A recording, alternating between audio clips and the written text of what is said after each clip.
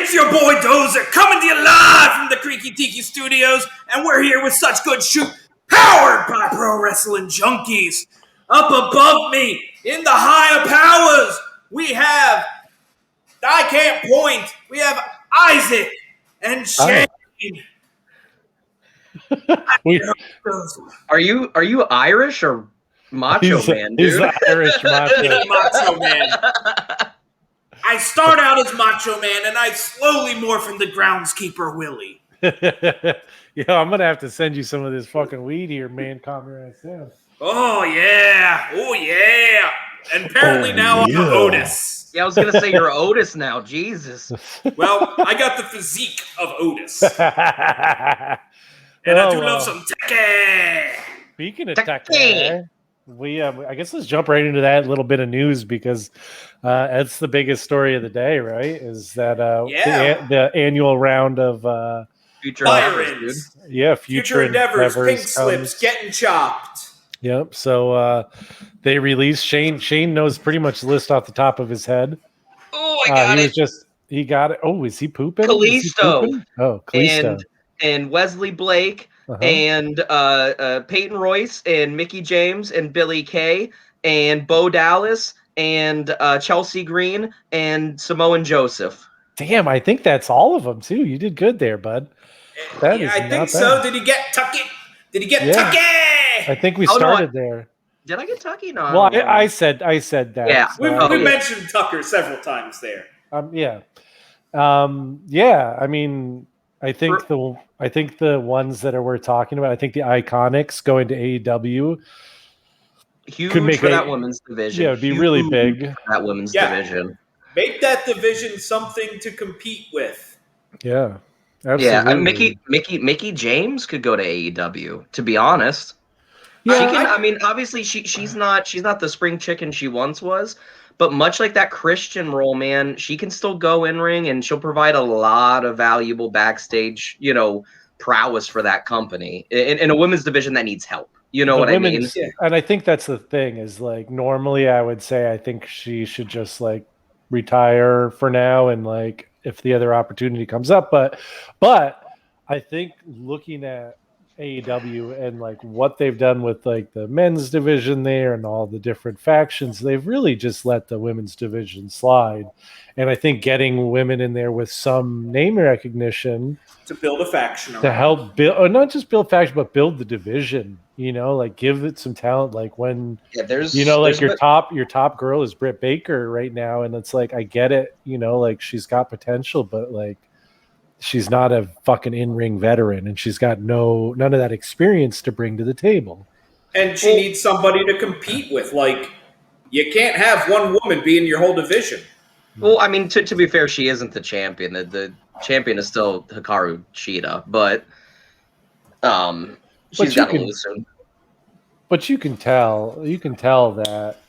Yeah, well, they're really like trying to build. She's the girl of the future, absolutely. Yeah. Kevin, I mean, listen, they did nothing with Joe on the main roster, and there's 100% chance that Joe wanted to get the fuck out of there.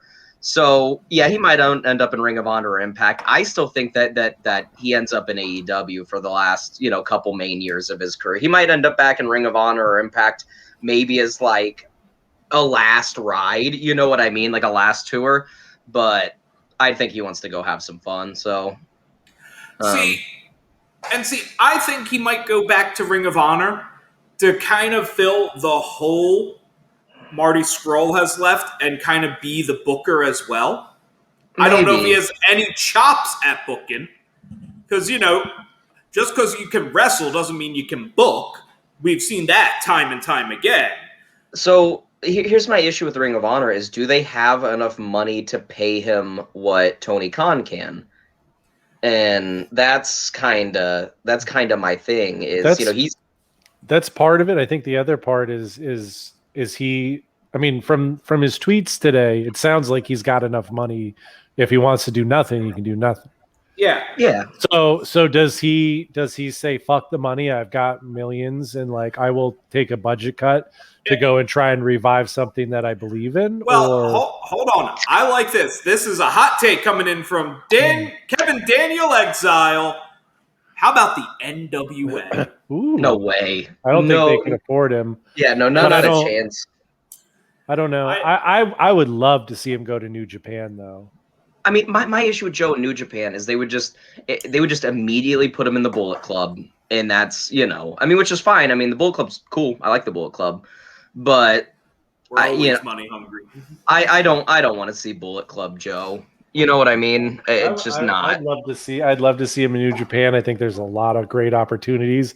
I think his style would fit really well there. I don't think it's going to happen because I don't think Joe wants to move to Japan. Yeah, but who knows?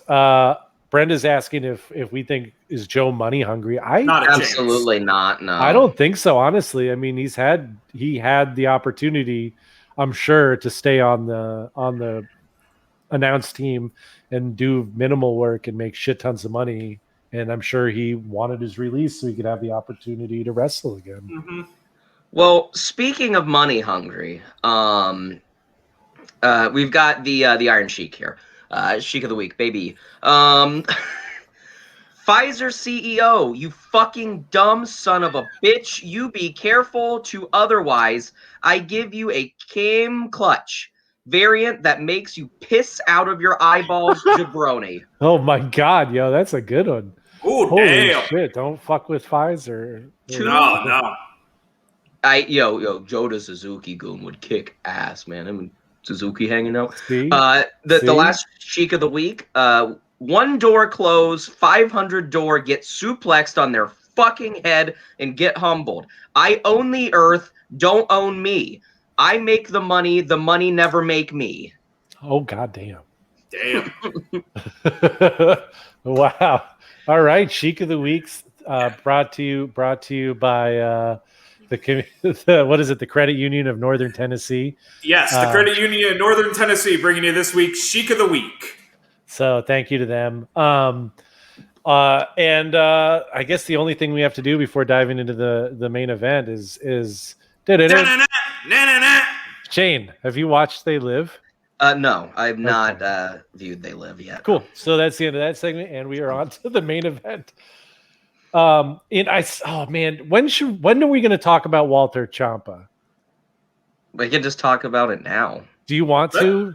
Yeah, because, we'll eventually make it to Stand and Deliver, but that's going to be forever down the line. And I just want to say, I don't want to get too in depth, but I fucking loved this match more than anything I saw in WrestleMania. My chest hurt for Ciampa. Oh, it was so good. Ciampa's for Walter. Both of them, man. He got the chops, man. Yeah, that shit was good.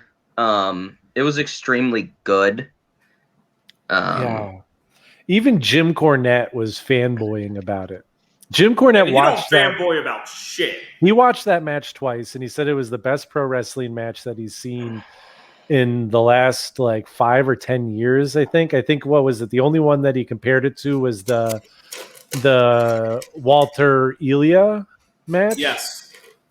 He needs to go watch Walter Pete Dunne then from SummerSlam 2017. But I'm just saying that was an incredible match. And at some point we got to do a full review on it because it deserves the SGS 5-star stamp from me. So I'm ready. Yeah, man, it was good shit, man. You wanted the black heart. You got the black heart. So good. So good. And both those guys are just so incredible at what they do. And Walter is, God, he's got so much potential. He's so good already. And you just look at what he could accomplish if they just keep him as he is and don't fuck with it and just let him do this.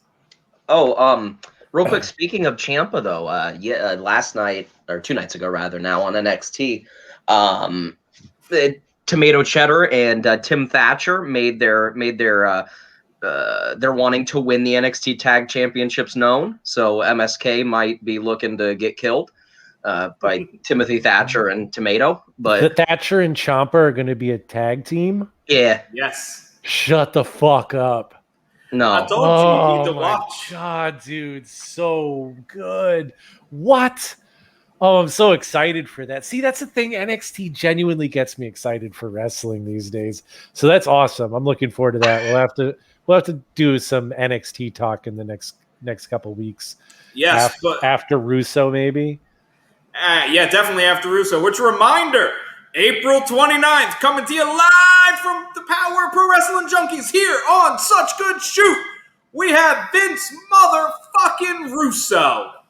Yeah, so if you Vince, got questions, let us know because we're gonna talk to Vince Russo, and I still am not 100% sure which direction I want to go with this.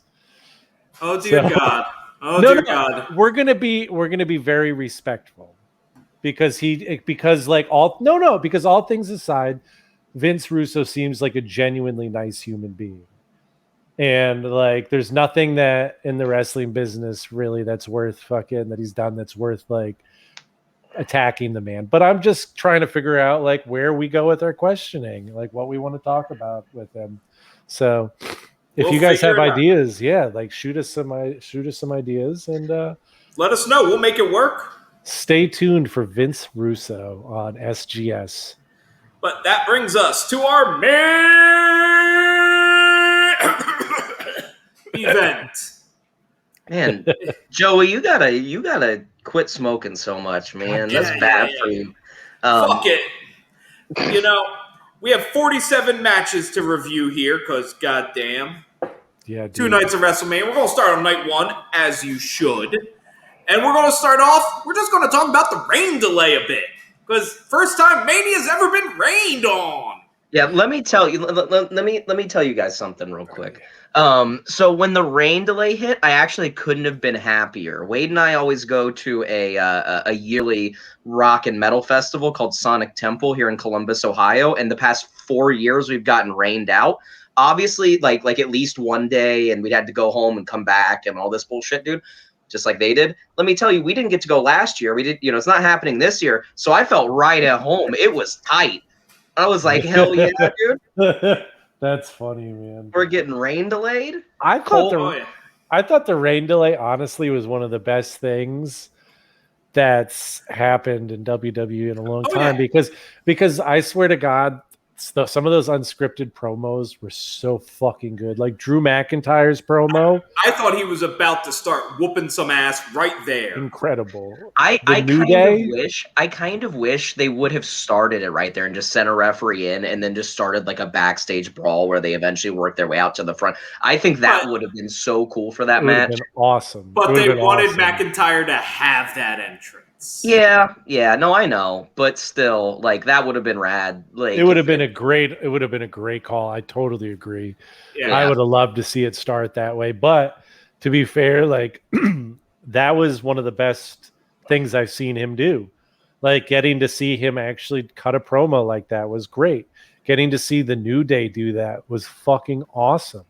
Like how getting to good see Shane McMahon dripping wet was fucking awesome, dude. but how good is fucking Well, he makes like, me dripping wet. So was the New Day, like, and especially when Big E came in and just did his shtick, like, when you let these guys go, like you can tell who can connect with the fans and like who can't, and it was so obvious, and it was a really smart way to fill that time for something that is fucking produced down to the last second, basically. Oh, yeah. So. And I am happy with it being on Peacock / the network now instead of old school pay-per-view where they would have had the hard 11 o'clock cutoff. And they were able to go long without butchering the matches and just have everything flow as it was intended, just later. Yeah.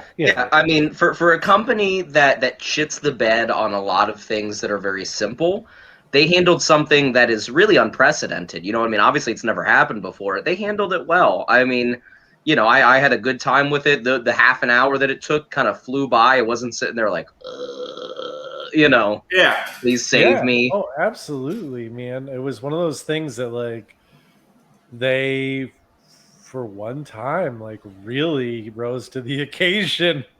Well, they didn't have any other option. Like, what are you going to do? Just shoot it up to JBL and have him fumble over his own words for 20 minutes? mean, Like, we all know WWE packages. does their best work when their back is to the wall. Like, We don't have half our superstars. Best SmackDown ever. Like, it just happens. When their back is to the wall is when they pull out the best shit. It's when they have the time to have Kevin Dunn get his little greasy, grimy fingers in there. His little he's beaver teeth. No, he's just hitting shit with his teeth, dude. That Switch the camera. Switch the camera.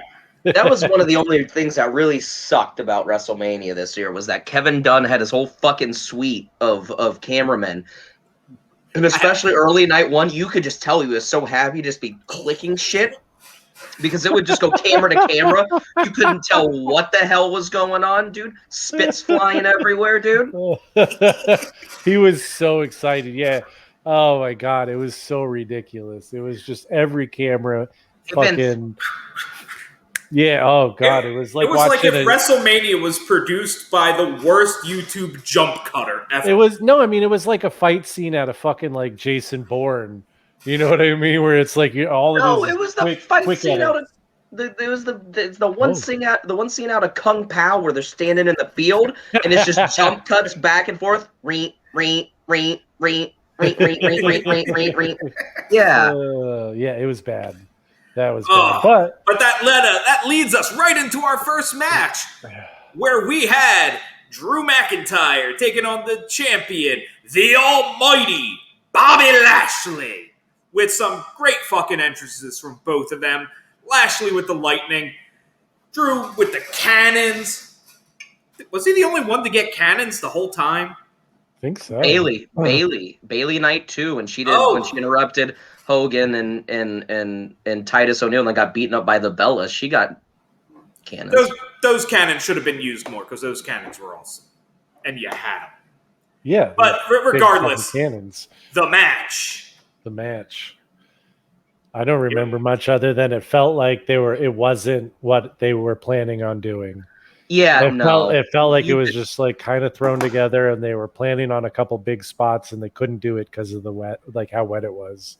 Yeah, and they just replaced them with more like belly to belly overheads, and they used the same moves a lot, and it wasn't like strikes, like vulture's chop, right? Like it didn't make sense ergonomically to the match. Like Big Bob got tossed a bunch of times. Drew got what did Big Bob spear to cut? No, they didn't use his spear. Huh? What move did Big Bob do repeatedly? I can't remember.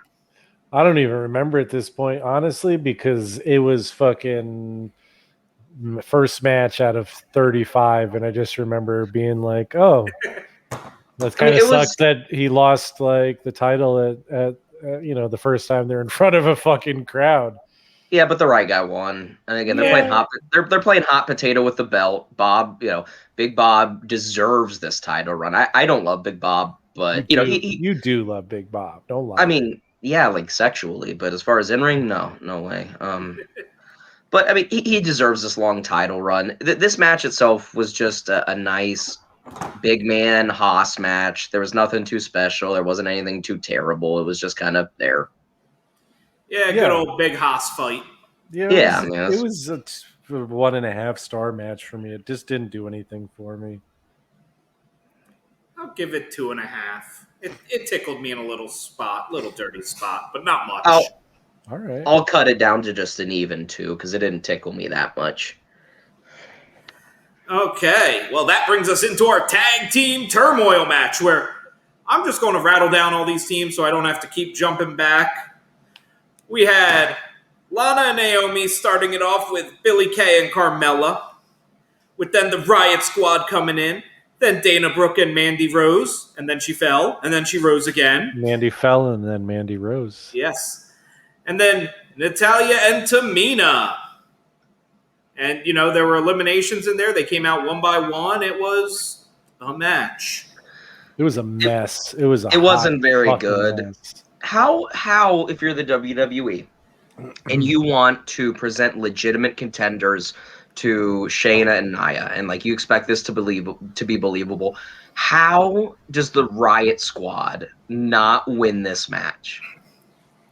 Like, hey Shane, what's up? Drink, because we agree. Oh, that's a 3-way agree right there. Yeah, how even if they're going to lose, right?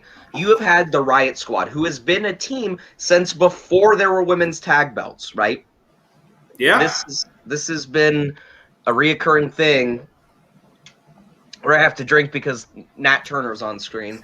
For Aaron. But yeah, but like, I don't want to shit on Natty and I don't want to shit on Tamina, but they're not a fucking team. The Riot Squad was the only actual tag team, yes, Brenda, in the match. Like, and it's just asinine to me that you don't have them win, and then how do you not release them today? Like if that's all you think of them as is losers in a gauntlet match against non-tag teams, how the fuck don't you release them and let them go somewhere else? Because those Release two the ladies deserve Iconics. more. I don't know, but they did fill in the Harley Quinn quota for WrestleMania, as there always has to be a female wrestler dressed as Harley Quinn now. That seems like the law. Yeah, they were like, the Riot Squad was even doing cool double team moves. They were doing like that over the knee senton, double team move. Like, I was like, oh shit, they're gonna get some spotlight, and then it didn't happen. I've got really nothing to say about this match. I mean, other than like a lot of like really bad botches. Like, there was like a miss kick, like a complete like miss kick, and like, there was just a few things like that. And I mean, titties were falling out everywhere. There were multiple slips. I mean, and not including Mandy Rose actually slipping. Like on Dana Brooke looked good though. Oh yeah, like I'm beginning to think Dana Brooke is one of the more underutilized women on this roster. Dude, I like Dana. I like Dana because that girl, you can tell she wants to be good, and she wants to be good so bad. She works her ass off, man. Yeah, and like, and you can tell, like, especially like where she came from. Yeah, Brenda. I mean, it's over. I'm drinking because I agree with Brenda on this one. Brenda says Nia and Shayna, she's done with them as champs. Mm-hmm. There's just nothing else for them to do. I'm done with Nia. Can I talk real quickly about Shayna? As long as it's not about buttholes. Okay. I agree to those conditions. So this is I was reading that Ronda Rousey is talking about coming back to WWE, and what I want to see is the four horsewomen of MMA. I want to see fucking I want to see these two break up, right? I want to see fucking Nia and Shayna break up. I want to see Nia snap, just beat the fuck out of her, break her arm or something, right? And then just start going on a rampage through the women's division, doing that to everybody, establishing her as the badass ass kicker she is, to the point where she's like, there's no one left who can touch me. You say Nia or Shayna? Shayna. Oh, okay. Shayna taking out Nia, Shayna taking out anyone who comes in her path. And then to the point where at SummerSlam, like they work to a match to SummerSlam, and Rousey comes out and fucking challenges her. They have a big match at SummerSlam. I think that would be a fucking huge money match. Shayna Baszler, Ronda Rousey. I agree. Vince will never put the title on Shayna because she is too ugly for Vince. Doesn't have to be a title match to sell. Listen, they don't spend enough time on their women's divisions anyways. If they're gonna have somebody spending that much time, like they're gonna allot that much TV time to somebody, she's gonna have the title. They got 6 months to build it. All they have to do is build a story about how these two are some of the best female MMA fighters, blah, blah, blah. And they're out to prove something or whatever. And you don't need the title involved. You just need it to be a fucking grudge match. And it would sell. Grudge match. It would sell. I want a fight pit. Ooh. Oh, like the Matt Riddle one? Yes. Oh, shit, dog. All right. Book it. Fucking book it. All right, this match was trash. It was fucking half star. It wasn't that bad. It was like a 1 star. I don't know how to rate it. 1 star because it was won several matches. Fuck it, it was trash. It was bad. It was really bad. But yes. But I can say it's all uphill from here. It is actually. As we enter Cesaro taking on Seth Rollins, and oh god, Seth Rollins' entrance. I was happy they got use out of those polls again from the Inferno match, but he entered. He burned it down. Got me going. I was excited. Yeah, he has a great entrance, and Cesaro's entrance was good, and just to see those two get a fucking match against each other at Mania, like it really did kind of feel get a singles match at WrestleMania. Period. Like, but not just a period, but against Rollins, man, like against someone that good, someone who's like was, forever was like the Triple H's handpicked fucking guy in the storylines, all this shit. He still uses Triple H's finisher, right? He doesn't still use it. He just used that at WrestleMania because it was WrestleMania. He stepped off of the pedigree, yeah. Well, he still uses it then because he uses it at Mania. But that's what I'm saying. Is like this is like a guy who's fucking, he's been given the rub because he deserves it. And have Cesaro come out and have the match they did, and it being about the story of him, like being better than Rollins and just trying to catch him, and like get the fucking swing and like whatever. It was awesome, man. This was one of the best matches of the whole fucking weekend for me, dude. If not the best. Dude, the him standing up from the stomp and then just uppercutting Rollins out of space, dude. He had that springboard fucking twisting European uppercut that he did. Yeah. That was incredible. Rollins had that fucking what was it, the splash he did or whatever? Where it was like a corkscrew. Yeah. The 500, dude. Hell yeah. Like shit that they just don't do on the main roster ever. No. And it was awesome. It was so good. Let's talk about our man Cesaro. Our man Cesaro real quick. This man was looking thin. See how thin this man looked? He's looking still ripped. I mean, he's still ripped. I mean, definitely not as like yoked as what he was a couple years ago. He looks like he's trimmed down. You can tell this man has trimmed down. No, he looks like he's ready for 30-minute matches. You know what I mean?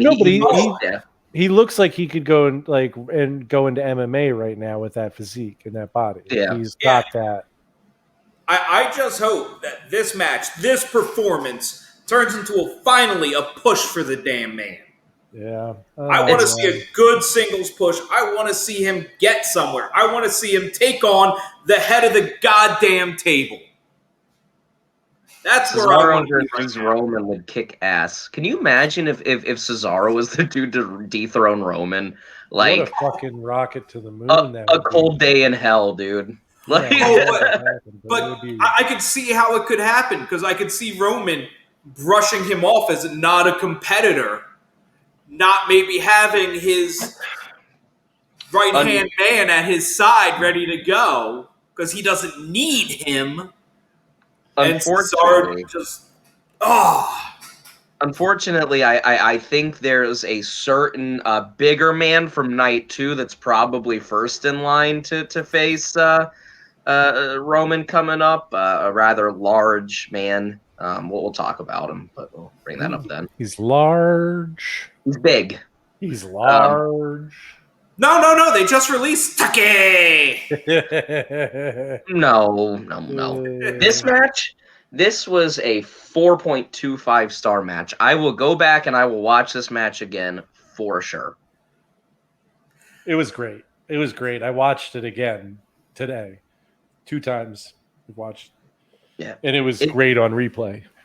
It just made me happy. Like after, the first match kind of disappointed. The second match wasn't very good. Seeing them come out there and do this shit, even though I was shitting my pants because Seth was flying around the ring like a maniac, like it wasn't pissing down rain. And fucking like Cesaro was doing spots that he hasn't done since like the Indies. He did the shoulder spot. I don't remember what he calls that.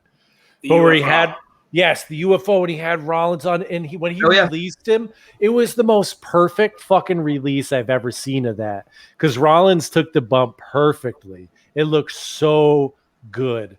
That I can't believe I forgot to talk about that because that was one of the things I marked out the most. Because like I literally haven't seen him do that since fucking he was Claudio Castiglione. He was hanging out with Chris Hero. Yeah, like legit. Like he has not done that in WWE to my knowledge at all. NXT, I don't think so. Maybe a house show. Yeah, this match, I've never seen him do so much ass. Ratings, boys. 4.5 stars. That Fuck was it. that was 5. That's Wow. getting a 5 here. That is a 5-star match to me. It was I like the fire. I like the intensity. it was Yeah, a it was really there. good match. I'm drinking to your fire and intensity, Dozer. It was as close as I'm going to give it to 5. But it was really fucking good. Really good. Okay, next we have what I think will be a divisive match between us. We have AJ Styles and Omos taking on the New Day. Second victim of the fucking slippery ramp, by the way. No, I don't think I don't know if that was a victim or he was making fun of. He slipped, dude. He slipped. Did He you played see it him? off well, though. He played it off well. He was like, dude, almost was laughing at him so hard. Like he was trying not to fucking break, but he was just like, "Are you all right, dude?" Because he went to do his fucking AJ Styles thing, and he literally just slipped on his ass. He was like, "Oh shit." It was funny, dude. That shit was funnier than Mandy because I just it wasn't. wish you could have had Omos pick him up by the scruff of his neck. Oh, that would have been good. Almost is a big motherfucker. Jesus Christ. Look next to AJ after the match when they were standing back to back. I was just laughing so hard because it just looks like a fucking like 2-year-old hiding behind his dad. It looks like Braun Strowman and Nicholas. Yeah. Big facts.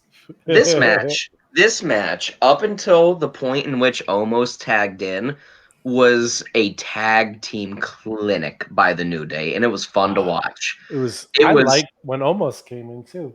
Yeah, I mean, I enjoyed it.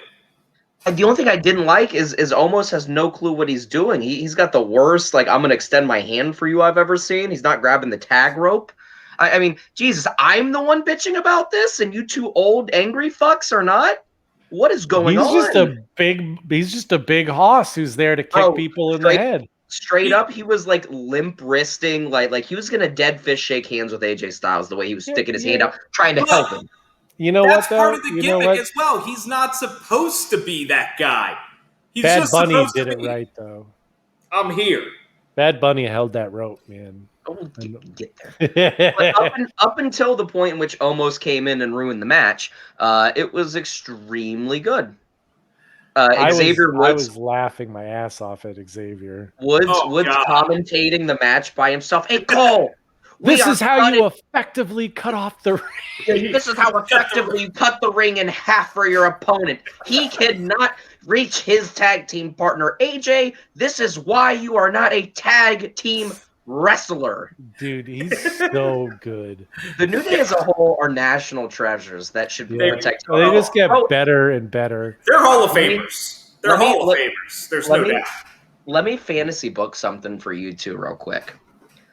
So, once again, Wade and I were kind of talking about this after the match. So, obviously, it's the most amazing thing I've ever seen that WWE has allowed Big E to stay in the New Day, even though he's on a different show. They have this long of storytelling for them, and that's amazing, and I love it. However, check this out. Next superstar shakeup in front of a live crowd, Big E gets drafted to Raw, or the rest of the New Day get drafted to SmackDown. They're all partying in ring because they're back together again, and then Big E just turns. No. Yo, it would be so sick. No. It would be so. Are you kidding? No, because I don't like, because they would make Big E not. They turn Big E heel. They're not going to let him be Big E. They're going to make him be the big stoic man again. And I don't like any. He's not a big stoic man. That's not who he is. They're putting money into him as a face. It would be That's where they're putting the money. It would be a bigger moment than Seth turning on the Shield. Absolutely, and you have just created a mega heel. You have just created the biggest heel in the business. Period. But he's lovable. Yeah, you're right. He is, but he's too lovable, man.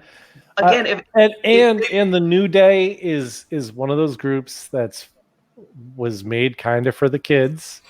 I don't think they have any intention of breaking that up, and I don't think the fans want to see it. No, honestly, I think the fans would be bothered by fucking that in the long run.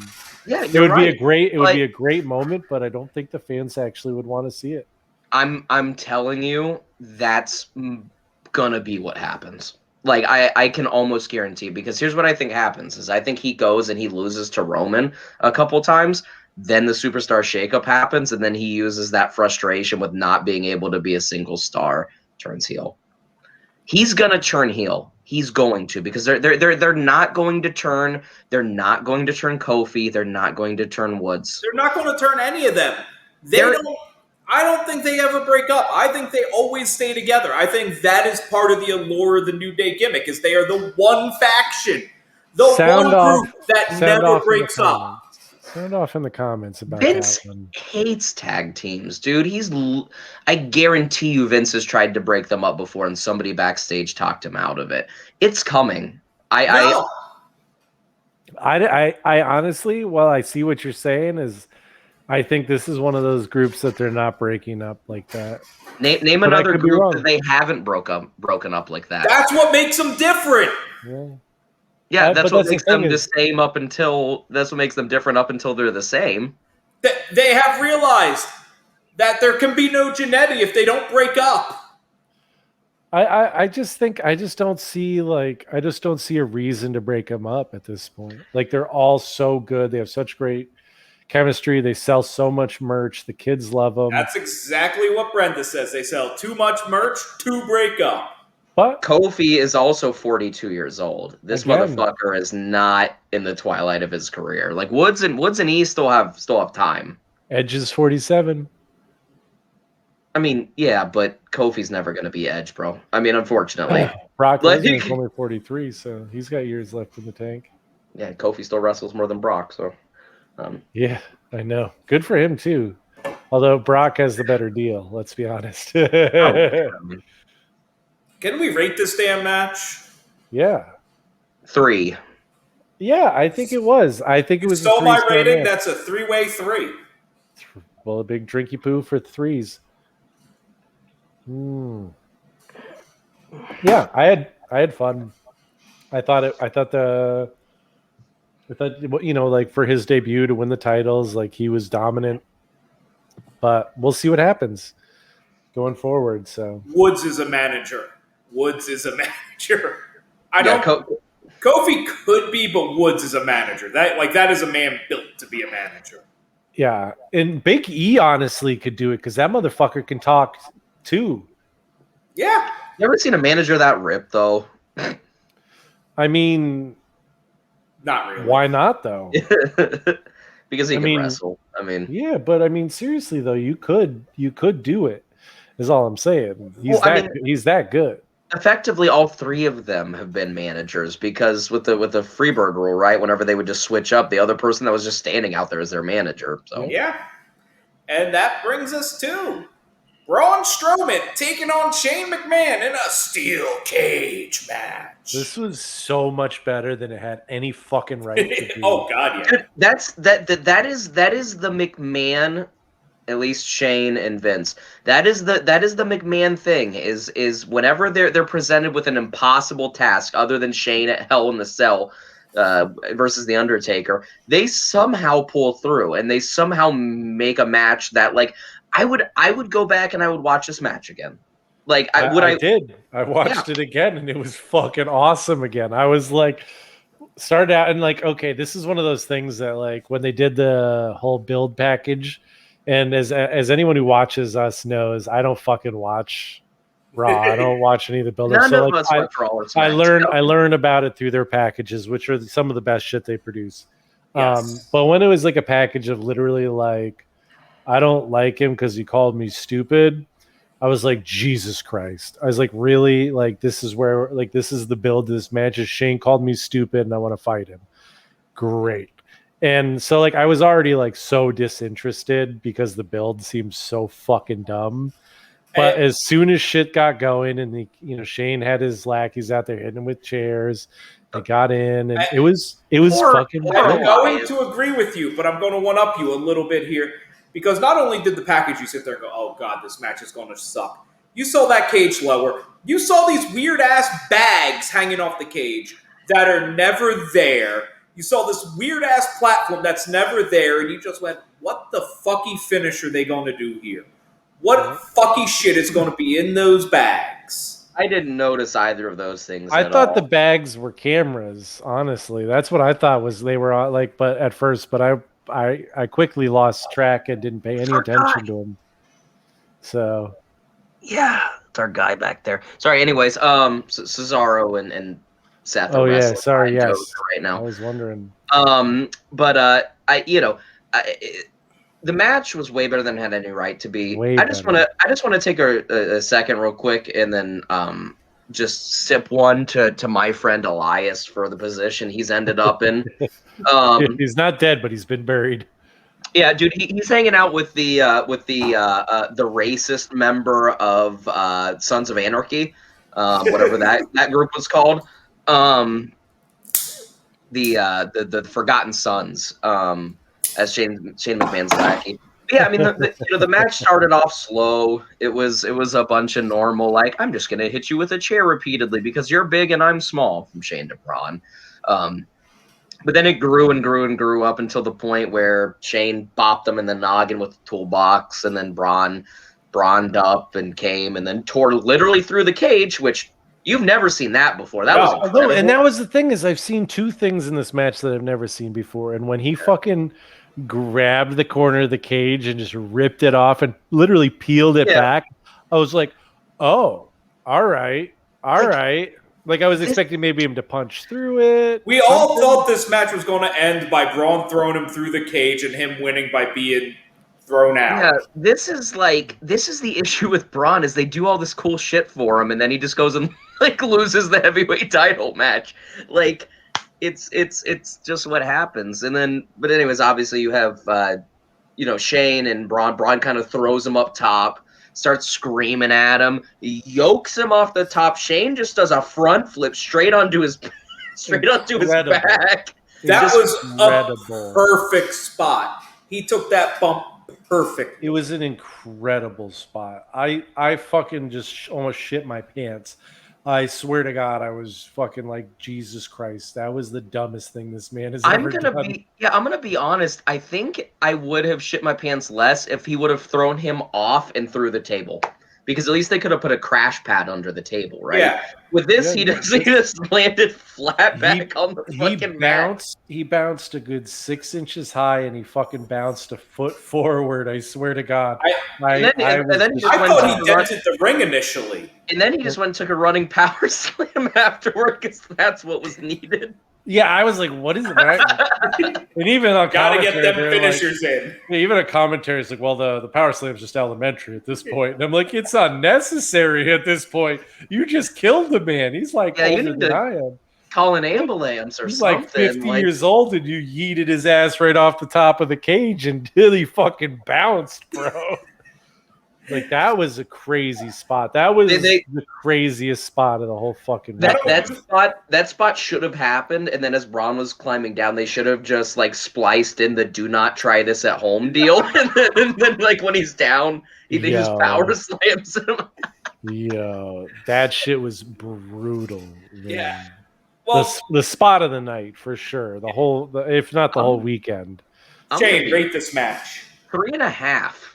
Yeah. Isaac. Yeah, absolutely. It was so entertaining. I'm in a generous mood tonight. 4. Well, Shane and I agreed, so that's worth at least one drink.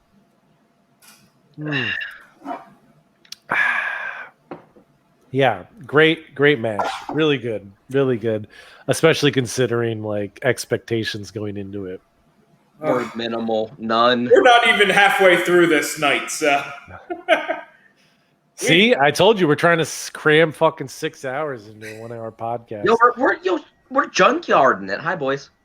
Hey, let's do it. Let's rip through this shit. Here we go. What's next? What do we got? What's next? Bad Bunny and Damian Priest taking on the Miz and Morrison. The bunnies. That was fucking stupid. What the fuck was that? The entrance, the Miz and Morrison's entrance was really bad, like really atrociously bad.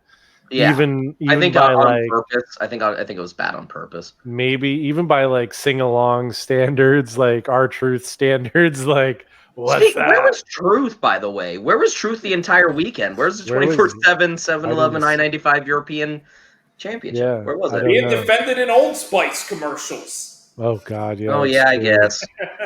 Yeah, but yeah, like the entrance was terrible, but Bad Bunny's entrance was kind of good. I didn't realize that he tours on top of a tractor trailer bus. It seems to be an insurance liability, but he had one of my favorite entrances of the fucking. The Triple H gave him the freaking skull microphone on Monday, I think, and sent him on his way. It was a little vignette, dude.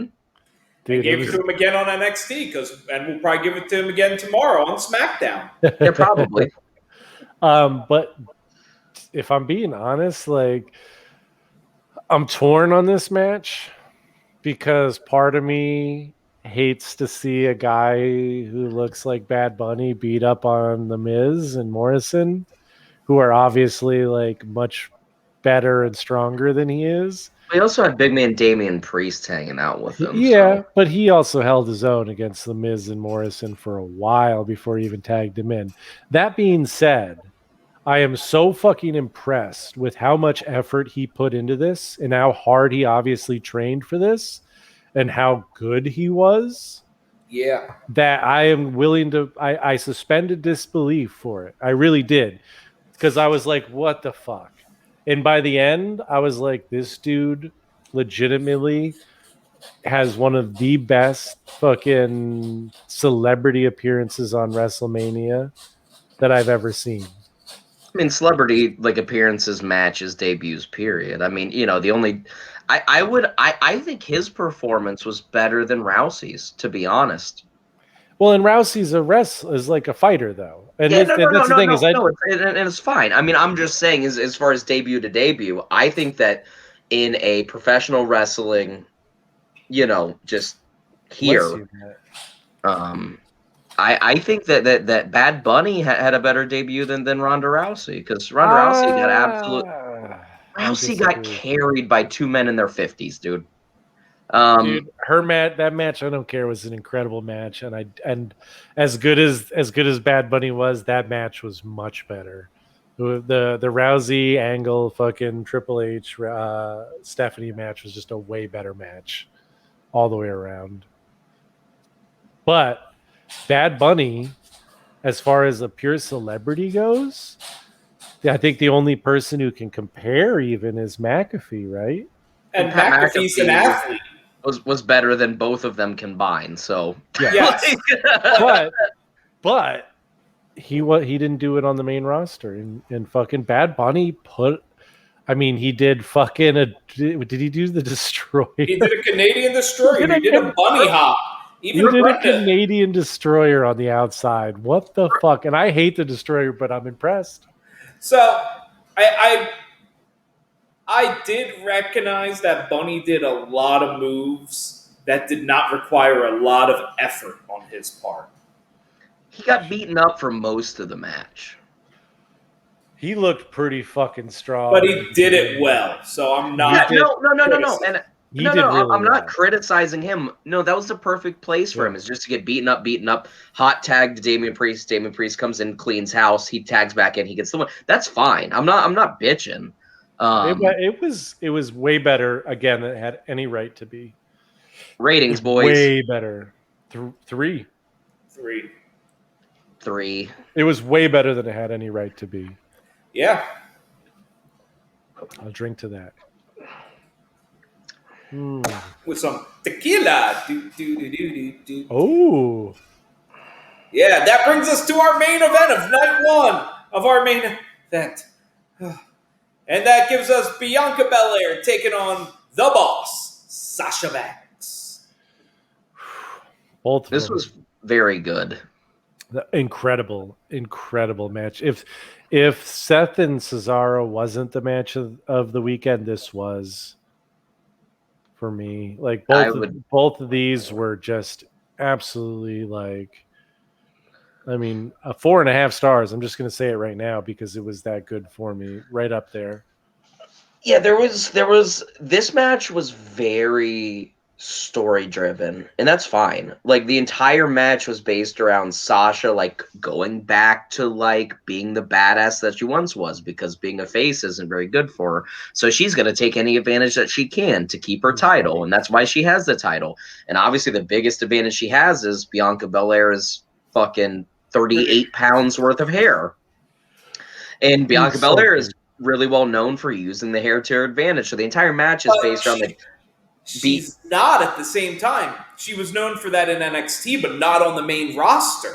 No, I don't watch SmackDown, so I'm going in with an NXT mindset. But regardless, she never. I don't think she's ever used the whip on the main roster. Yeah, but obviously, you had like this old guard in Sasha Banks, you have this new guard in Bianca Belair. Sasha's trying everything in her power to stay in power, and then you've got Bianca trying to have this big emotional I deserve this moment. And like I said, they battled for their hair, battled for Bianca's hair over and over again. Sasha used it many times throughout the course of the match in order to gain an advantage.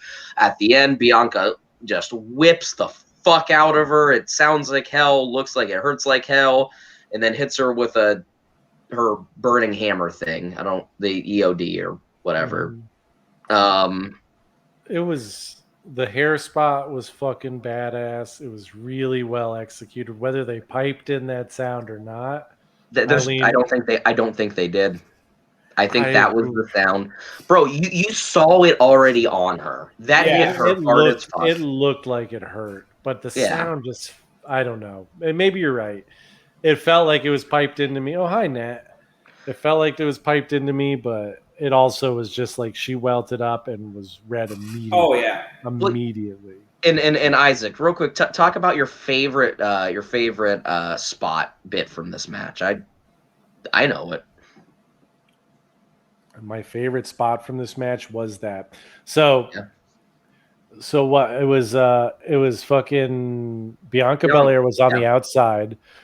Sasha Banks did a suicide dive through the middle rope, wiped her out like sideways, and Bianca Belair rolled backwards through it, picked her right up, and fucking gorilla pressed her over her head and walked up the stairs and threw her in the ring. And it's like, there was a couple of moments like that. There's like the moments where she was just fucking squatting Sasha Banks was incredible. But like that moment, that gorilla press and that roll through to the gorilla press to the toss in the ring was just incredible. It really was an incredible spot. Another thing that I've never seen before. Yeah, I mean, everyone knows that watches the show regularly. I'm not a big Bianca fan. I don't think there's a lot there charisma wise. I don't really like her in ring. I really hate the fucking flappy hands, dude. The flappy hands piss me off during the entrance. But she definitely did something for me. You know what I mean? In this match. And obviously she was wrestling Sasha Banks. You can't overstate that enough. Sasha Banks is top 5 women's wrestler on the planet, and WWE has 3 of the 5. This is one of Sasha Banks' top 5 matches, in my opinion. Yeah, I mean, this one is one of the best matches Sasha's ever had. And I don't think it's just because Sasha was good. I really genuinely think that this was Bianca Belair showing up and putting everything she had into it. And she was great. I think Sasha finally got to play a different role where she's kind of the old guard now. You know what I mean? She's not the new, the new girl coming in. She's the old guard. She's who you have to beat to become champion because she's always going to be there. And I think she played that role really well. She played just the insurmountable, force. Agreed. And no, and it did something for me. Wade chiming in with did something for me. Yeah, I mean, whatever, man. No, that called out by your dad. Honestly, this match really, really fucking hit all the sweet spots for me. And like I said at the start of this review for this one, it was 4.5 stars. Shane, rate it. Oh, I said rate it, not shit it. I'll go 4.5 as well. I was trying to decide if I wanted to rate it the same as Seth and Cesaro, but I do think it was better storytelling wise. Wasn't a 5, but I'll give it a 4.75. I really enjoyed it. So Wow, 4.75. Wow. 4.5.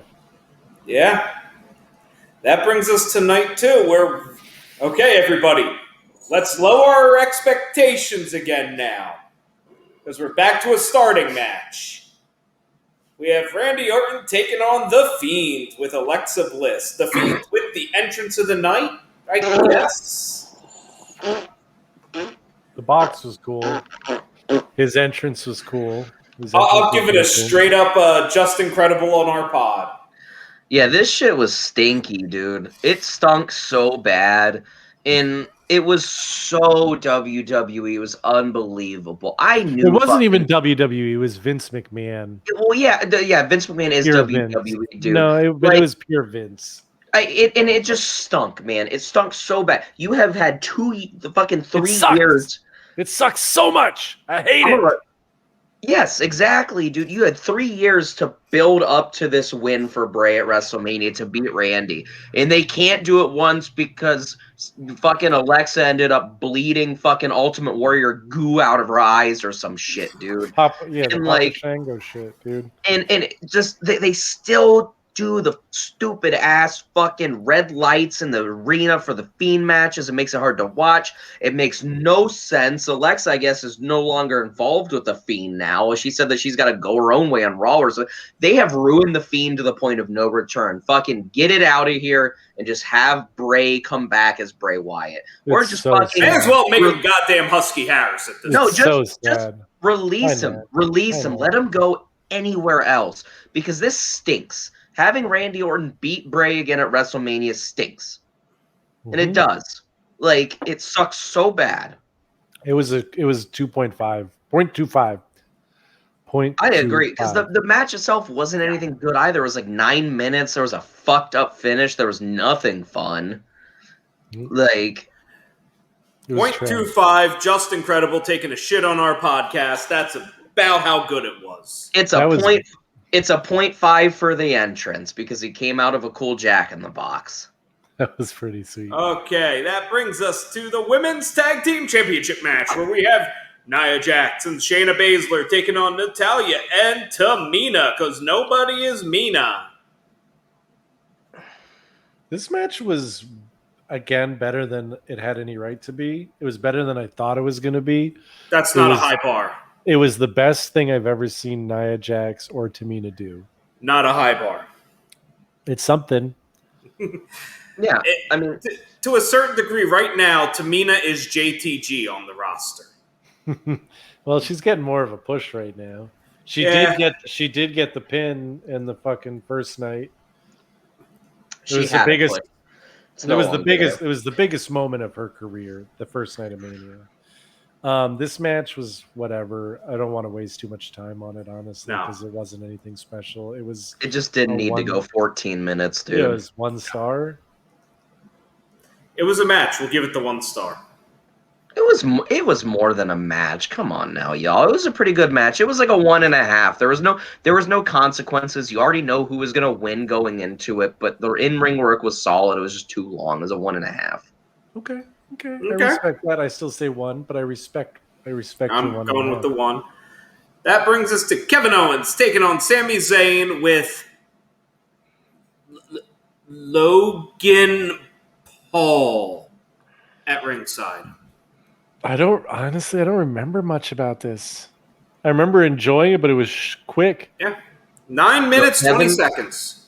Kevin did the top rope like fisherman buster, which he hasn't done in a while. He did a really nasty Ushigoroshi with the neck on the knee deal. He busted out a couple old moves that he hasn't done in a while. I mean, it was an excellent 9 minutes worth of wrestling. It was just way too short, and they didn't need Logan Paul. Yeah, Like, that's the like thing is, what the fuck, man? if I if don't dig the Logan Paul. no, especially not for Sami Zayn versus Kevin Owens, who have wrestled each other like more times 1,000 than more times than literally 10% of the people watching WrestleMania had been alive. And I mean No, that legitimately. They have either wrestled with each other or wrestled as a tag team more times than 10%. they probably had more matches against each other than anybody else on the whole roster. Oh yeah. Like I honestly I can't think of two people on the WWE roster who've probably had more matches against each other than those two throughout their career. And you Yeah. can tell like they have perfect chemistry. Like those two are always on when they're together. They always put on a great match. Yeah. Oops. Real quick, speaking of, I think maybe next week, we're gonna be reviewing the, I think the Kevin Owens debut match. No, next Next week week. is No. next week's WrestleMania 13, bud. Oh, week after that. Sorry, Mhm. my bad. We got a We'll ways see. till we can review some takeovers because of fucking Peacock. It ain't on the cock yet. It's not on the Peacock yet. So next week is WrestleMania 13. The week after that is Vince Russo. Yeah. And just in case anyone's curious, Brenda has given the women's tag a 1.5 and KO and Sammy a 4. 4. KO and Sammy was 2.5. I'm giving it a 3.5. It was good. Isaac, before we went on, you literally said it was one of your favorite matches of the weekend. Really? You did. Damn, dude. Can somebody check his blunts?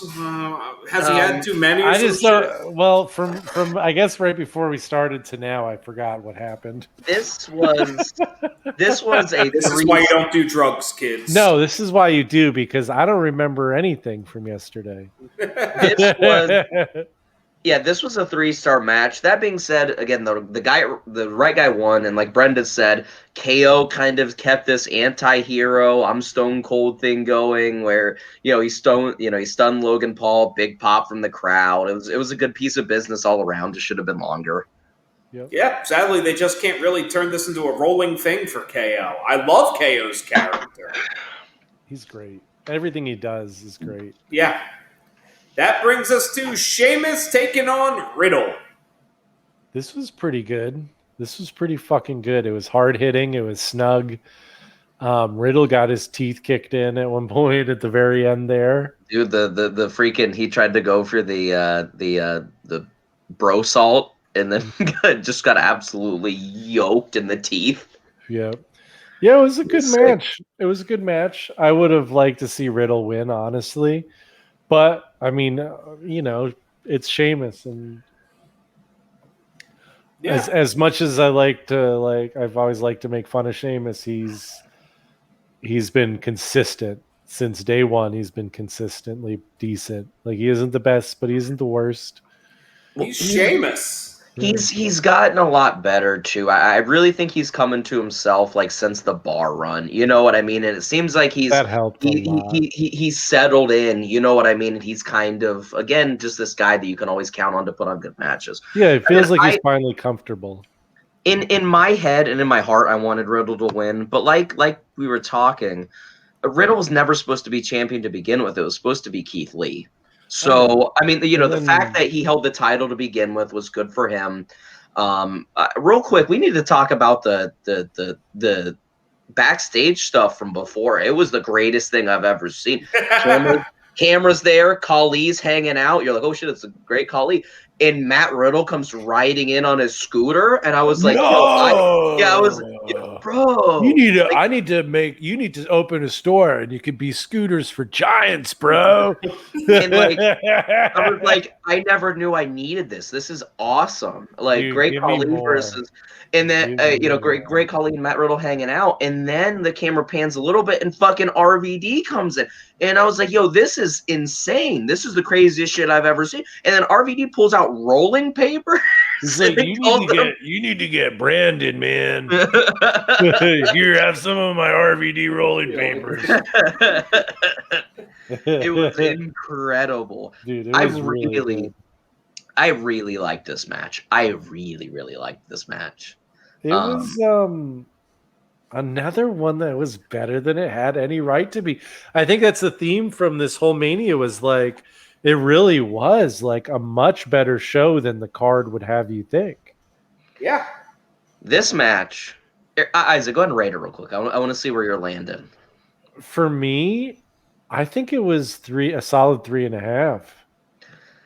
I enjoyed it. I promised you I was going to say this was a 3.5. I believe you. I think because I think that's what it was, man. I think we're right. You know, I think we're just right.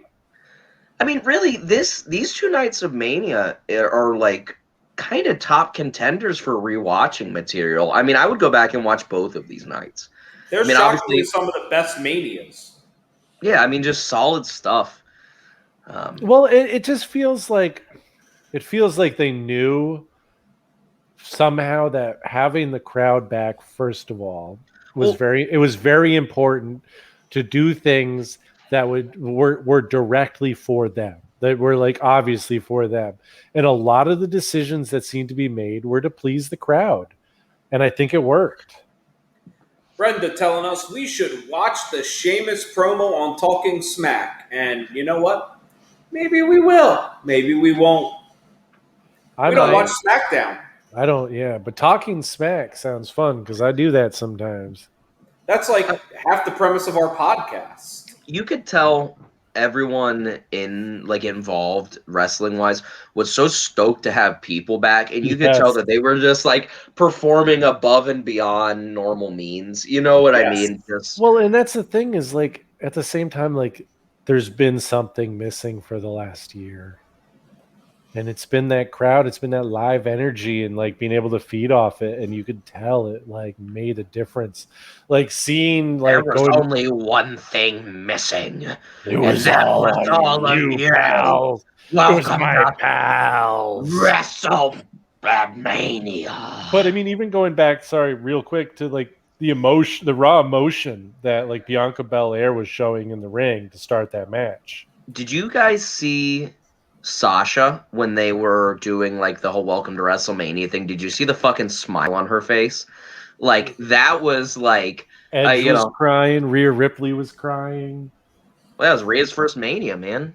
Yeah, the crowd. It was great. Second first real Mania. She lost to Charlotte on fucking the NXT title. That's what happens when you face Charlotte at count. But yeah, it did. And so what was next? What's after? First I gave it a 3.5, but no one cares. I cared. We drank to it. We all agreed and we drank. Well, okay. I care so much, dude. That's enough where I have to crack my second drink. We care a lot. Well, that brings us to Apollo Crews versus Big E in a Nigerian drum fight with drums from around the world, not just Nigeria. Yeah, there was a Chinese gong. Yeah, there was a gong. Yeah, I was. Jesus Christ, dude. This was probably my least favorite thing of the whole fucking weekend. Are you kidding? The work so bad. The work itself was fine, man. During the anthem. The work itself was fine, dude. The stipulation was dumb as hell. Yo, I mean, it was short. It was way too short. But they beat the crap out of each other. I enjoyed this one for what it was. I mean, I guess the kendo stick shots were great, but it was like I don't know. They're Nigerian.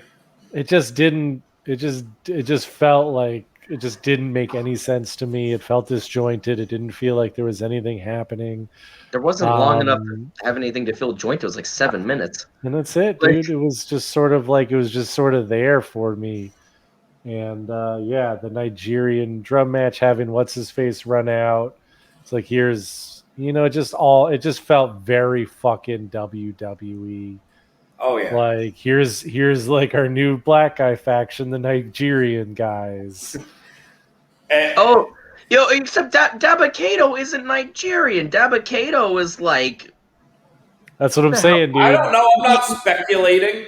He's like South American, I think. Apollo Crews was from fucking like Stone Mountain, Georgia, up until a couple months ago. So yeah, but he's like legitimately like related to Nigerian royalty. Sure. That's real. Sure. Let's see. Dabba-Kato. Iron Sheik was legitimately an Iranian guard for the Sheik. Dabba-Kato is Polish.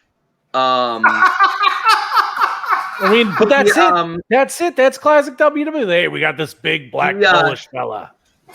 Let's make him Nigerian. Pal. He played football. Shut up. He played for the Crew Rowclaw, Giants Rowclaw, Dresden Monarchs, Warsaw Eagles, and then he was a off-season or practice squad member for the Minnesota Vikings in the year 2015. Dabakato. Real name Babotunde. I'm not going to try that last name. Do it. Do it and you're cool. No. Okay. That's going to be that's going to be offensive. Aiyegbusi.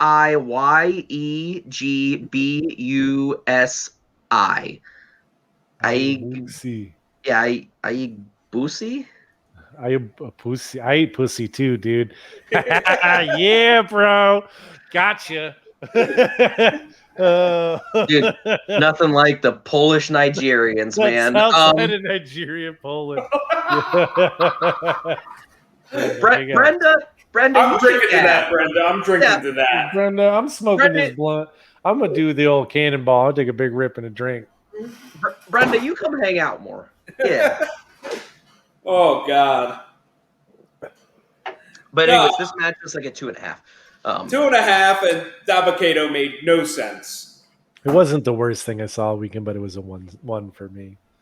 Didn't do anything for me, but it was still better than that women's tag team. Well, that brings us to Rhea Ripley taking on Asuka. God, I love Asuka. Rhea Ripley's great too. Rhea Ripley fucking deserved this one, and they beat the fuck out of each other. It didn't feel the same way Sasha versus Bianca did. Nope.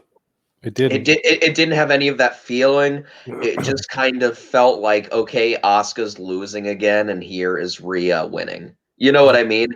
We couldn't have her beat Charlotte, so we'll have her beat Asuka. Yeah, and I don't want like that to be a knock on Rhea, because it's not meant to be. Because Rhea's the future of the WWE Women's Division. Good.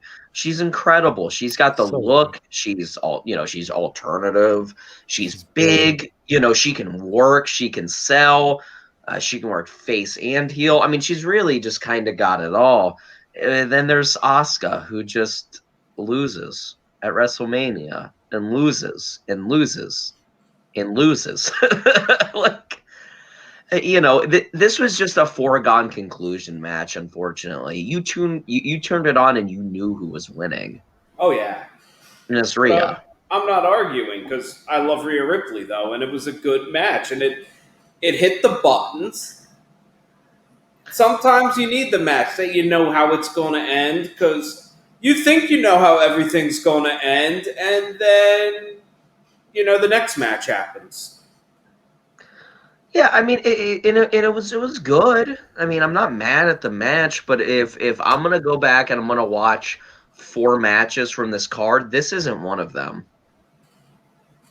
No, unfortunately, it was a 3-star for me though, because I do like it. Yeah, it was good. It did what it needed to do, and it was good at what it did, but it didn't do a whole lot. You know what I mean? Yeah. Yo, Asuka's never gonna be back to NXT, Brenda. Like, she lost that when she fucking lost to Charlotte that first year at Mania. 3 as well for me. Yeah, that was the stupidest thing. I just rewatched that today. God damn. Literally, I was watching it. I forgot Asuka lost. I watched Asuka lose, and I turned off Mania and threw my remote. I was pissed off for something that happened years ago. Yeah, I agree. It was stupid. That fucking pissed me off. Well, I mean, here we are. The fucking get off my lawn. We need to get a new shirt. We need to get a new shirt that's just us 3 sitting on a porch, fucking, and yelling at fucking kids, "Get off my lawn!" No, I think it needs to be the 2 of us on our porch throwing shit at Shane. Yeah, Shane's the kid. That's the gimmick. See, this is the process. This is called brainstorming. Okay, Real quick, y'all. There was something good that came from Charlotte winning, though, right? And that was she was able to get Andrade's release, so that way he could take post boning selfies and post them on the internet as a free man. God This man is damn, taking dude, pictures so of good. him and Charlotte. Charlotte's hair's going everywhere, bro. He's squinty eyed. She doesn't He's even look like- like she knows where, you know, she doesn't even look like no. She knows where she's at, bro. Shit, he lays that good pipe, guaranteed. That and He's on that, probably hung like Spencer Cantor. Y'all remember in in NXT? Long Dong 69. Okay. Also, new segment. Has Spencer sent me dick pics? The answer is no. Okay, the end of that segment. All right, next up. That brings us to our amazing triple threat match, where we had Roman Reigns taking on Edge and Daniel Bryan. Don't Oh, ask shit. me why I decided to roll those R's. I Holy was shit, gonna dude! Are say- we really at the end of this pay-per-view? Yeah. Yeah. Do we have Woo! like exotic Daniel, dude?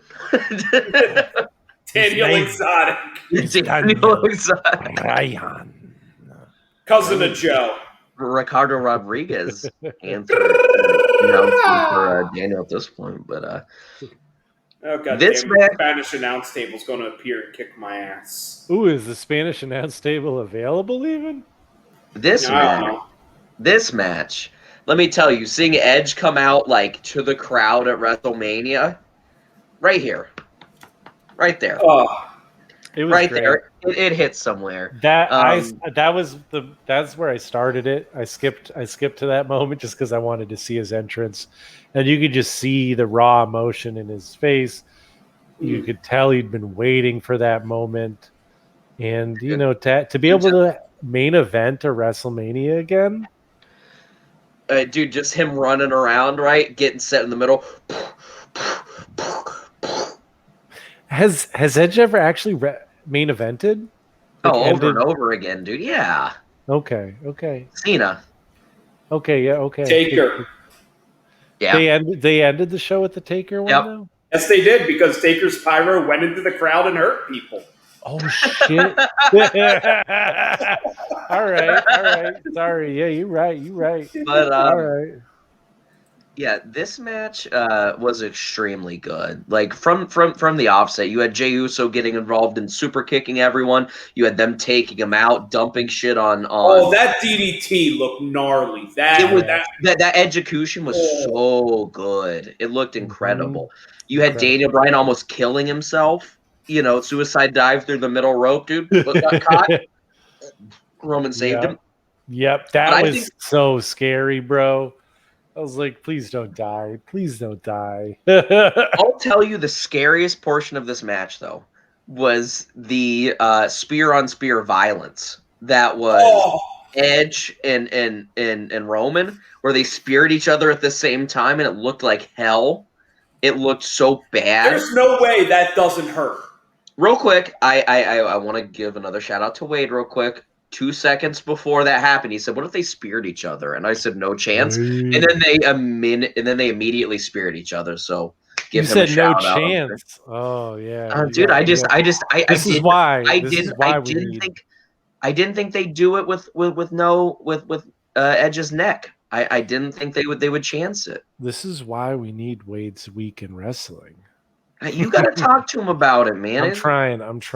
I'll send you beer, Wade. What do you want? What is it? Maple syrup? I got it. You like maple syrup? Like, that's currency up there. They don't use dollars. They use maple syrup for everything. I got that nice fancy shit, bro. But yeah, but I mean, the whole match was paced extremely well. Dozer said that there's no portion of the match that felt like In Your House Final Four, where it was just a carousel of this guy.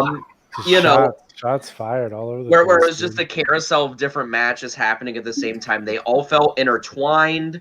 Yeah, there was just constant spots happening, constant storytelling. Can Daniel Bryan win the big one again? Can Edge do anything?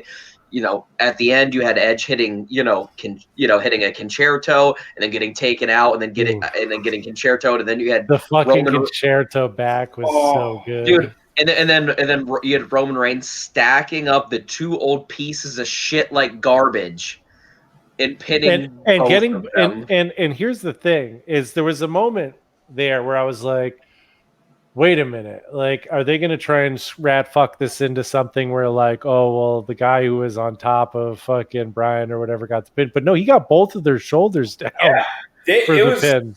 It was really well elementary there, executed. like shoulder. The only thing that could have made that even the slightest hair better is if Roman one-footed the pin. I mean, real quick, we need to give some credit to D-Bry and Edge for having the man balls to do that. You know what I mean? Yeah. It was a really good Because way to Edge end could have it. said no, right? And then it just wouldn't have happened. He just would have pinned Daniel, and then Daniel couldn't have said no. So, but but yeah, I mean, you know, the fact that they were both in on that to like create this big moment for Roman, and Roman's the best job they've done in probably 10 fucking years. They've done On really well with him. Just an immaculate job, and like everyone's all like, "Oh, and, Jay keeps on interfering, and I don't respect him anymore." Oh my God, he's a heel. And here's the thing, and this is one of the things that Dozer and I were chatting about before we got on air, and this is one of the biggest complaints I think people have in wrestling is about long-term storytelling, right? And just the lack of it. There's two places where WWE has done a very, very good job with long-term storytelling. One of them is Roman Reigns, and the other is in general the women's division. I think they've done a really good job with a lot of the women in the women's division and long-term booking and storytelling. But Roman Reigns has been one of the best like examples of like very good, consistent long-term booking and storytelling. And like regardless of what people think, like you can't have a mega heel until you have him be a mega face in a lot of ways these days. Again, you know what I mean? A bunch of fucking. You say about Daniel? No, Roman. Yeah, Roman, yeah. I mean, a bunch of fucking virgins forever were like, "Yo, can we please have heel Roman? Can we please have heel Roman? Like, we want heel Roman. He's not good enough as a face. He beat Undertaker. That sucks. I'm gonna fucking burn my, my 37 Roman collection T-shirts of this." And then he turns heel, and then it's, oh my God, his cousin. He did heel things to win. Oh my God! Like, oh Jesus, they're Samoan and they protect each other at all costs. And it's almost like it makes sense culturally. It's a great story. It is. It's been great storytelling, and I tell you what, it's the best. It's the best Roman Reigns has ever been. When I remember watching The Shield back in the day and thinking, fucking like, always thinking that Seth Rollins was the best of him, but Roman Reigns has really stepped up. Oh yeah, Seth Rollins is the best. That's the thing. But Roman is absolutely the most improved by far. Mm-hmm. He's come the longest, and honestly, Dean Ambrose is kind of like regressed. He's regressed the furthest, and part of that is because they only will book him in hardcore matches and not let him actually. He's just not allowed to wrestle. Yeah. Like there was Isaac. You and I watched like the first 5 minutes of the triple threat, and then my internet shit the bed. Yes, big time. There's this shot of Roman, Paul, and Jay walking down to the ring, and the shit looks like a video game. It looks like good. And he looks like the craziest boss monster you have ever seen. Like this Roman, I would put money on him beating Lesnar, right? Like if Lesnar came back and was like, I'm going to face Roman, I would put money on this Roman beating Brock Lesnar. Story-wise, real life, hell no. Well, yeah, real life. This is wrestling, brother. Because again, this is real life. Matt Riddle would beat everyone up on the roster other than Brock. Who was it who was saying, somebody was talking about, was like asked if anyone could beat Lesnar in a shoot fight. And I think the only name that like came up was Ron Simmons in his prime. And he's like, and then he was like, it's 50-50. I mean, Ron Simmons gets one good shot in, brother. Let me tell you. Ron Simmons gets wrestled, though, he's done for. Yeah, if it's just a fight, it's hard to tell. But yeah, I just remember reading that and thinking it was funny. This match was a 4.5-star match. To me, this was the best match of the weekend.